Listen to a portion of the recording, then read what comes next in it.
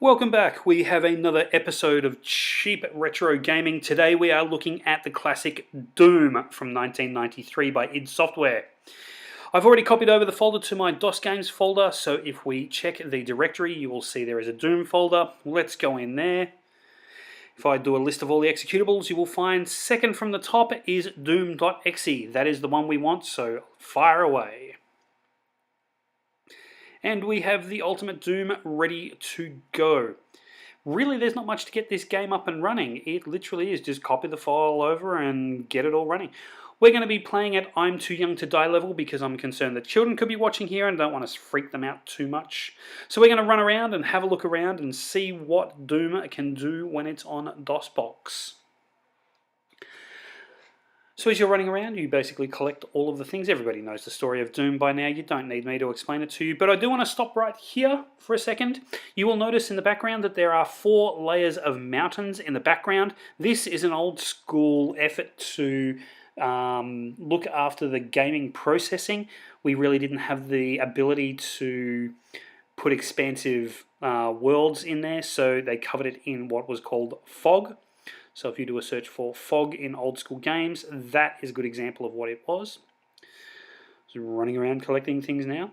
You'll notice it is a little dark off in the distance. That was actually part of the charm of playing Doom. You never knew when a creature was going to jump out of the shadows and attack you. You can also see the walls are really well textured. They're grimy. It's like they really did go to the trouble of making this world look lived in. Up until now, a lot of the games were very clinical and clean. And so, yeah, if you have a look around in this room, it's a control room. There's panels, there's buttons, there's mood lighting, there's all the things that would go into a real control room that really hadn't appeared in any games up until, id Software or id Software did that. Just on that point, it was only when I finished Wolf 3D that I realized that it is meant to be pronounced id Software, not id Software.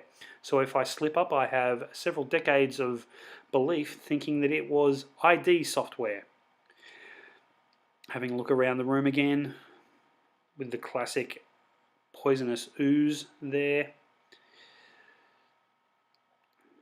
Randomly picking up some shotgun shells even though I do not have the shotgun yet.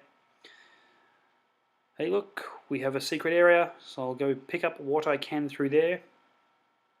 Make my way through the ooze to pick up the mega armor. You'll see it jumped up to 200 for a second, but I was still in the ooze for a bit. And we're really not far from finishing this level. Just one more guy to go behind this and a couple of extra things to pick up.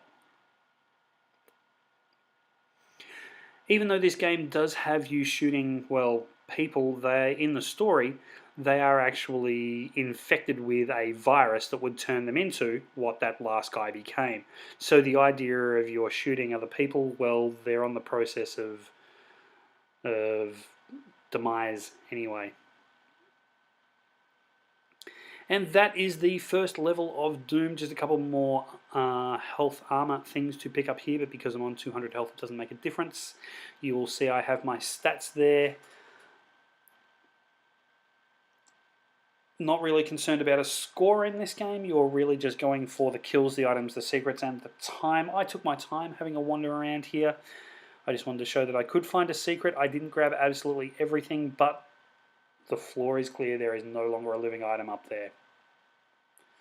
One thing that was cool about this was the end game things. You can see this one says, go ahead and leave, see if I care.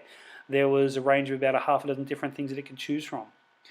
Now, if you have a look on this screen, there is some programming credits on the bottom there. Obviously, you have the megastars like John Carmack and John Romero. They were the guys who really did get the Doom franchise operational. You will also see a person in design by the name of American McGee. I was kind of surprised to find out when researching this video that American's first name is American. I actually thought it was a company, but no, American's mum was a bit of a hippie and decided to name him American.